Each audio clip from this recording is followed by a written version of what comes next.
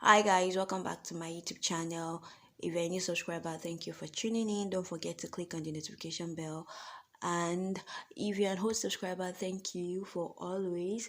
I really do appreciate. And in today's tutorial, we're going to be doing another wall art decor. So relax and enjoy. Alright, so these are some of the materials I'm going to be needing. The needle, a ruler, a pen, a scissors, a cardboard, screwdriver, a sack, and some pieces of fabrics. And as we go on, you're going to be discovering that some of these instruments or some of these equipment would not be needed, or really I did try to use some of them, but then I discovered a much easier method to do this. So this wall art can actually serve as a wall art or like a rug, something like a rug. Well, you can also do it on the wall art. All right, so as always, I need the cardboard, so I'm going to be cutting a triangle shape, but you can cut any shape of your choice. You can use a circle, a rectangle, a square, just any of your choice, any shape of your choice, and then any measurement of your choice. So because of the size of cardboard that I had, I just want to cut a very little size. So I can't really remember the dimension I used because I've been installing and posting this video for a while.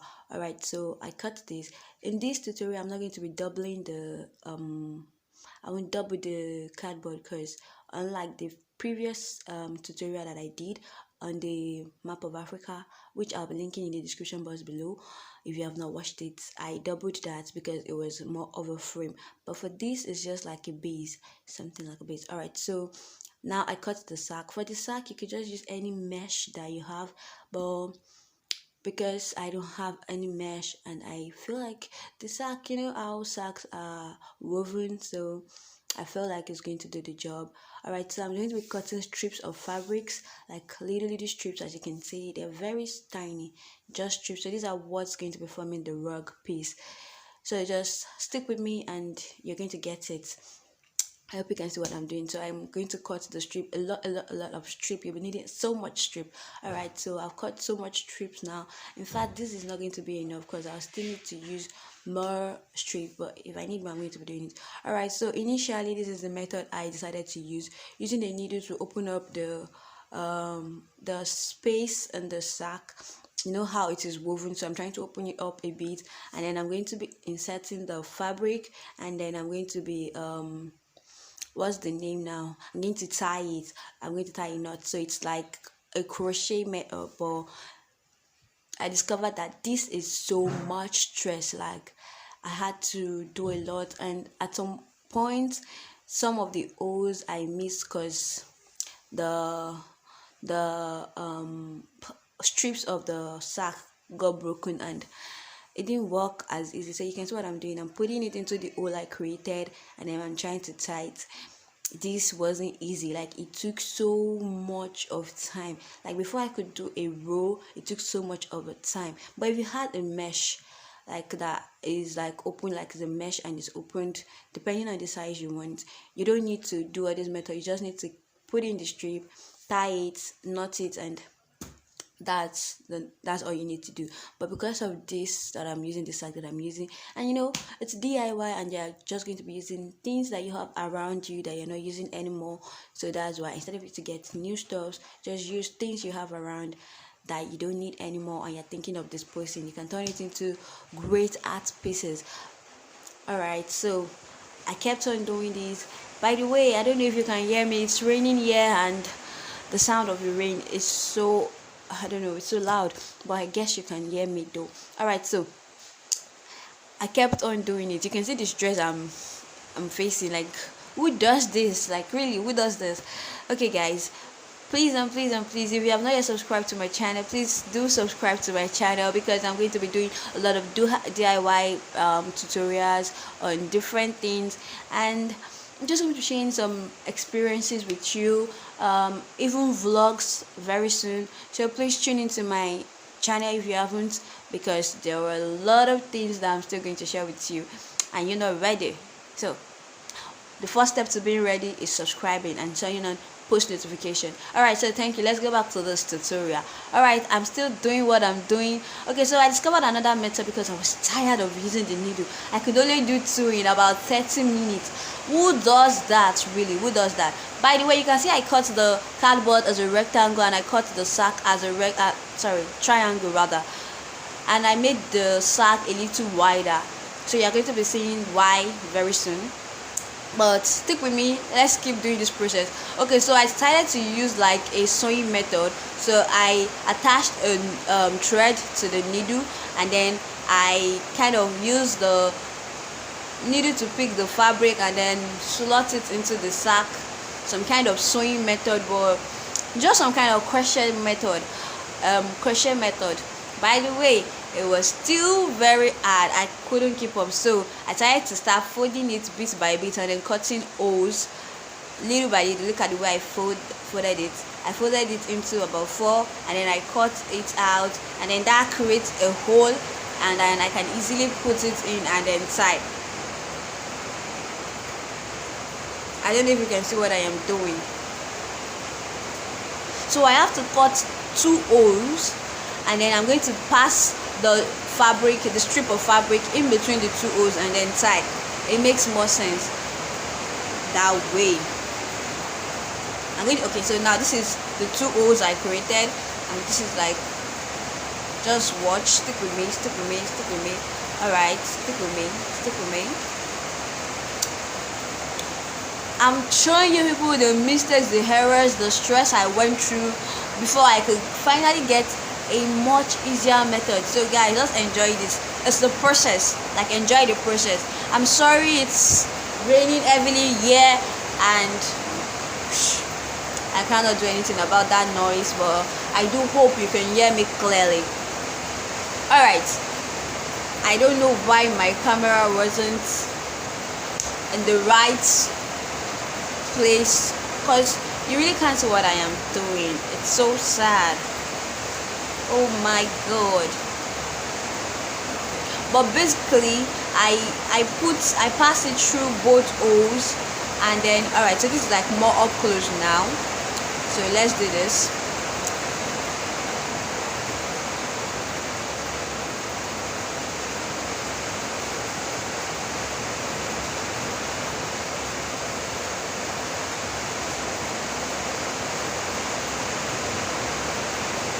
So you can see the way I folded it. This is up close, and then I cut a tiny bit.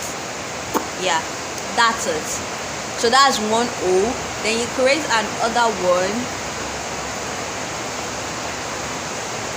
and then you just need to create it line by line. You make it like is it a row by row? Yes, you make it row by row. So that's like I'm on the first row, the base row, and then I'm going to continue like that. So now this is 2.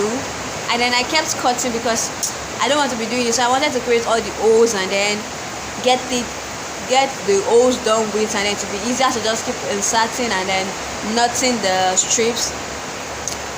Yeah, it seems easier using the scissors method, because really I prefer this to the needle. But stick with me guys, keep sticking with me, because there is another easier method. So look at what I am doing. I create the hole, so I put it in one. I still use the needle though, so just carefully I still put it in, and then I pass it into the other one, and then I knot. So now this is what I've been doing, guys. Again, this is not the easiest method, because there's another to come. Just watch. I thought this was the easiest. I kept doing it. By the way, the fabric you'll be using, if you can get fabrics that do not fray, it will be better. But most of the fabrics, the leftover fabrics I had were frayed. Okay, so I did that one, and then I created about 4 other rows, and to make things easier, and then I kept on doing it. At this point, I've already spent about 1.5 hours doing this. Like, it's a whole lot of work, but guys, it's DIY, and as much as you don't want to go through the stress. Okay, so look at this. I created this using like a hot iron, and then I inserted the iron in the flame, and then it will be hot, and then I used it to melt the sack, and then I created the hole. That was much easier, guys. Just if you have like a soldering stuff, just use it to melt the sack and then create the hole bit by bit. So it made it easier, and then the work was much faster.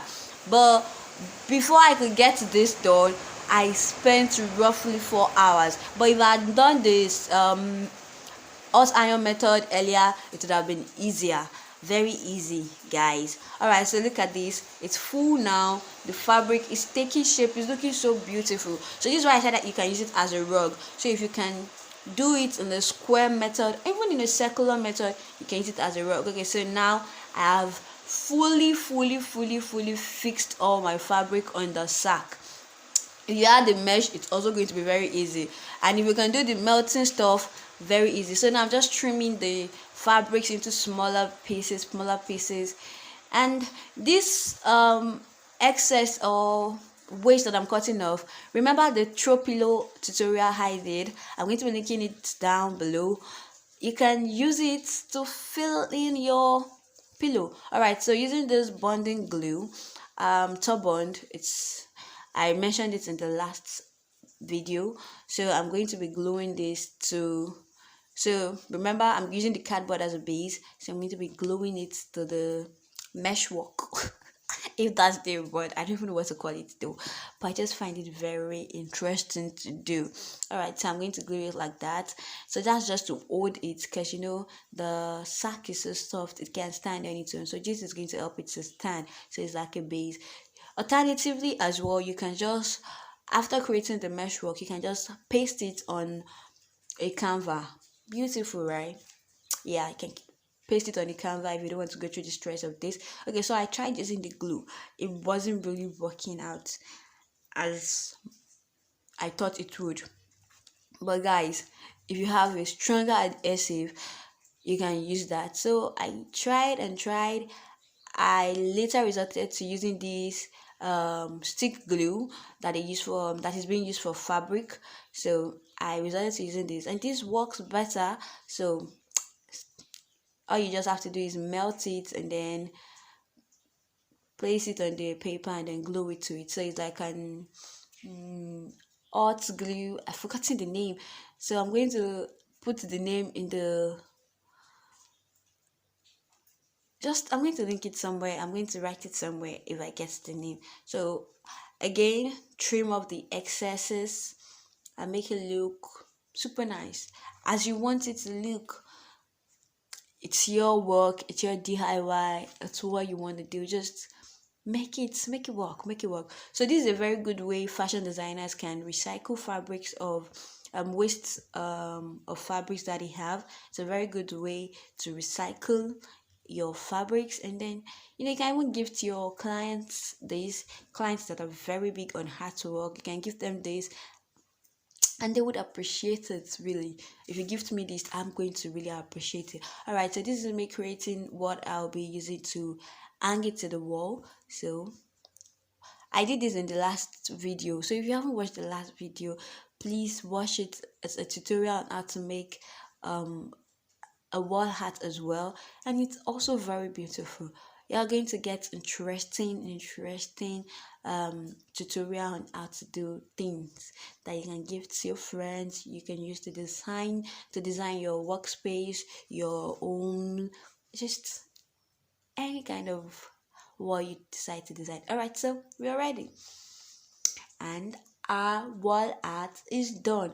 If you want to use it as a rug, it has to be bigger than this, and you don't have to put the loop to hang. All right, this is it. It's not standing properly on the wall because I didn't get my, yeah, this is the right way. My dimension weren't so good, but thank you for watching.